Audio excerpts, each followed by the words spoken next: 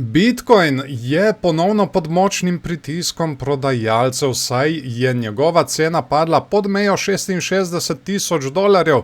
No, kot bomo videli kasneje, v tehnični analizi je padla še kar precej nižje. Povod za padec so nove vojaške zaostritve med Združenimi državami in Iranom, ki so na finančnih trgih sprožile val negotovosti. Vlagatelji se v času geopolitičnih napetosti pogosto umikajo iz bolj tveganih naložb, med katere še vedno spadajo tudi kriptovalute. Padec Bitcoina je povzročil tudi množične likvidacije vzvodnih pozicij, zaradi česar se je prodajni pritisk še dodatno okrepil.